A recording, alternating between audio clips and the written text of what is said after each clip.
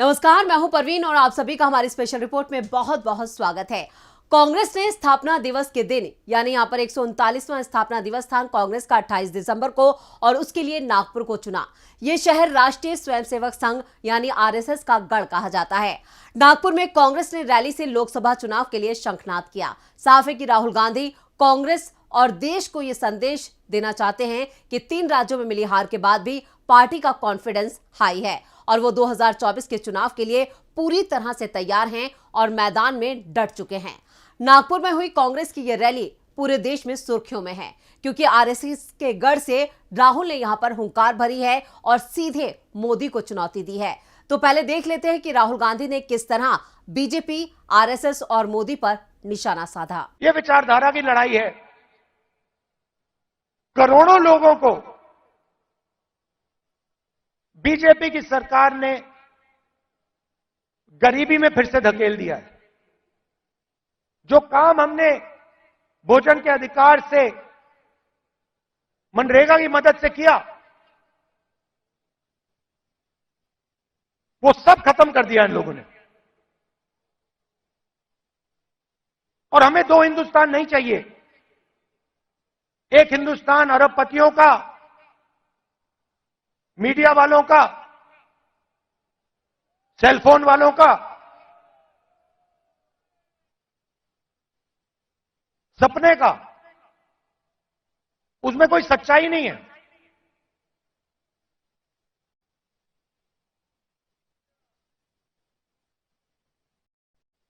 हिंदुस्तान के युवा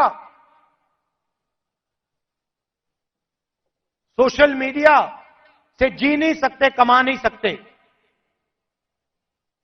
हिंदुस्तान के युवाओं को रोजगार की जरूरत है। यह काम नरेंद्र मोदी जी और एनडीए की सरकार नहीं कर सकती।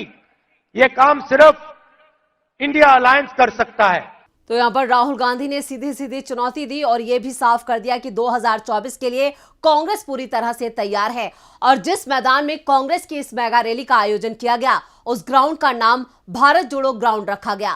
खास बात यह है कि महाराष्ट्र के जिस मैदान में कांग्रेस ने अपने 139वें स्थापना दिवस के दिन लाखों लोगों की भीड़ जुटाई, वहां से आरएसएस का मुख्यालय सिर्फ महज 6.5 यानी 650 किलोमीटर दूर है। लोगों के मन में सवाल है कि राहुल गांधी ने रैली के लिए आखिर नागपुर को ही क्यों चुना। क्या राहुल गांधी ये बताना चाहते हैं कि वो आरएसएस के गढ़ में घुसकर उन्हें चुनौती देंगे? जी हां, ये भी एक तरह से साफ है। और यहां पर कांग्रेस अध्यक्ष मल्लिकार्जुन खड़गे ने साफ तौर पर रैली में जब अपने संबोधन में बीजेपी और मोदी पर निशाना साधा और उन्होंने सीधी सीधी चुनौती दी, उससे भी साफ है कि 2024 में सीधी जंग कांग्रेस और बीजेपी के बीच होने वाली है। और इस बार उन्होंने जनता से यहां पर सीधी अपील की है कि अगर इस बार नहीं तो फिर कभी नहीं। तो चलिए खड़गे को भी सुन लेते हैं कि उन्होंने किस तरह से यहां पर बीजेपी को ललकारा है। ऐसे ब्रिटिशरों को हमने भगाया है, क्या मोदी को डरेंगे? क्या बीजेपी को डरेंगे? क्या आरएसएस को डरेंगे? अरे वो लोग तो डर के ब्रिटिश के गवर्नमेंट में काम करते थे। वो लोग डर के उनके साथ दोस्ती की है। ये डर के माफी नामा मांग लिए। तो ये लोग डरपोक है। ऐसे लोगों के खिलाफ लड़ना, आप तो बहादुर लोग हैं।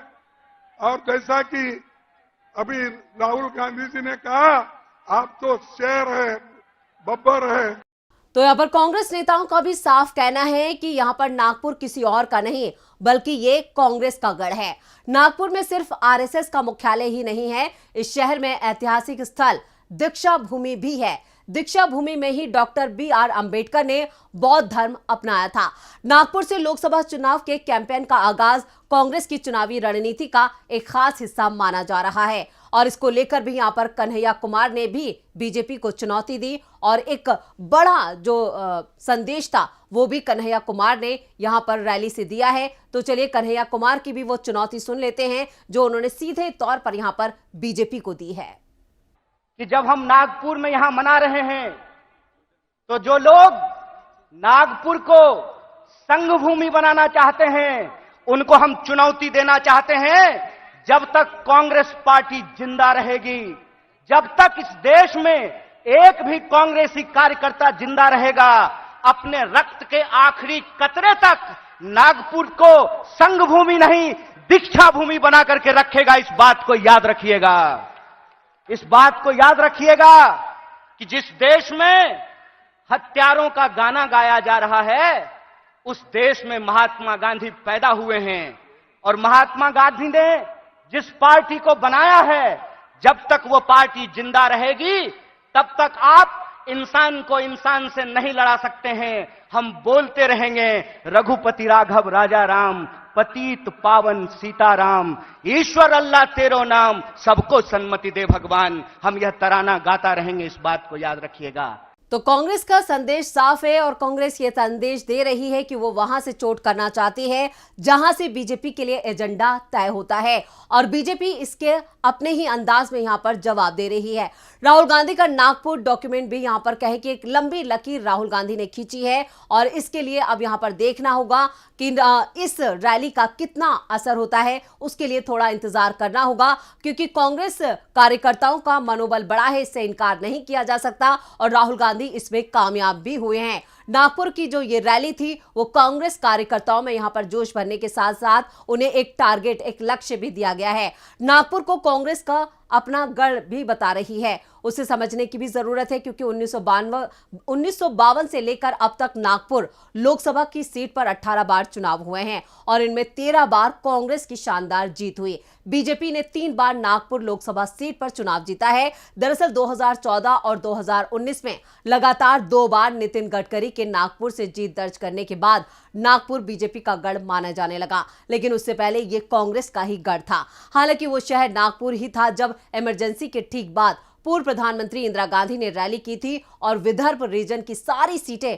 कांग्रेस ने जीती थी। नागपुर से 2024 के चुनावी कैंपेन का आगाज करने के पीछे सिर्फ आरएसएस फैक्टर नहीं है, बल्कि कांग्रेस महाराष्ट्र के उस हिस्से को और मजबूत करना चाहती है जो उसके लिए बड़ी ताकत साबित हो रहा है। आपको बता दें, नागपुर चुनने की जो वजह है, उनमें एक वजह लोकसभा चुनाव के लिए नागपुर चुना गया है, क्योंकि यूपी के बाद महाराष्ट्र वो राज्य है जहां सबसे ज्यादा लोकसभा की सीटें हैं।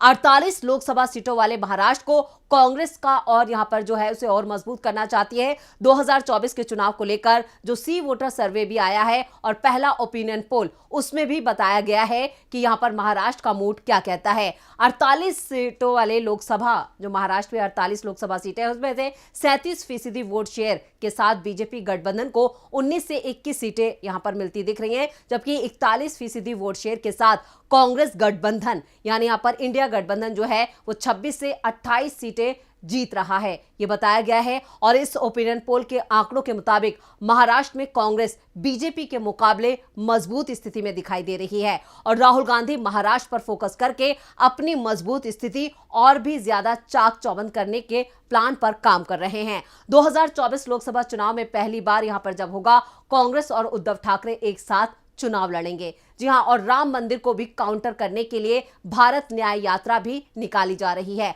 राहुल गांधी का फोकस है महाराष्ट्र पर कितना ज्यादा, इससे भी अंदाजा लगाया जा सकता है कि 2024 लोकसभा चुनाव में जीत हासिल करने के मकसद से राहुल 14 जनवरी को जो भारत न्याय यात्रा शुरू करने जा रहे हैं, उसका समापन मार्च महीने में मुंबई में ही होगा। और यहां पर जो सवाल पूछे जा रहे थे, क्या बीजेपी के राम मंदिर वाले मास्टर स्ट्रोक को काउंटर करने के लिए इस समारोह से ठीक पहले राहुल भारत न्याय यात्रा पर जा रहे हैं। जी हां, बिल्कुल, पूरे देश में इस वक्त राम मंदिर की चर्चा है। 22 जनवरी को रामलला के प्राण प्रतिष्ठा कार्यक्रम की चर्चा है।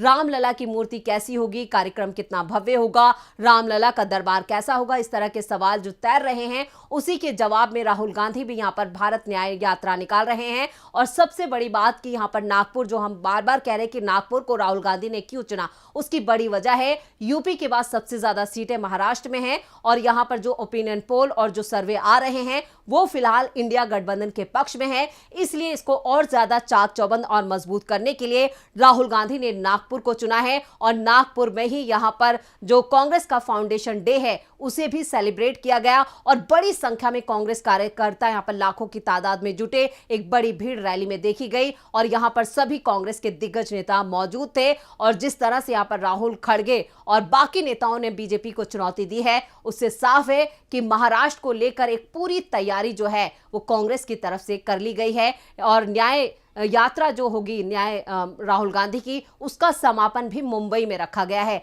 तो इससे आप अंदाजा लगा सकते हैं कि महाराष्ट्र को लेकर यहां पर कांग्रेस ने एक बड़ी तैयारी की है और इसी तैयारी के तहत कांग्रेस आगे बढ़ रही है। तो ये थी हमारी स्पेशल रिपोर्ट। आपको हमारा ये वीडियो कैसा लगा नीचे कमेंट बॉक्स में अपनी राय जरूर दें और इस वीडियो को ज्यादा से ज्यादा लाइक करें और शेयर करें। देखते रहिए डीबी लाइव। नमस्कार।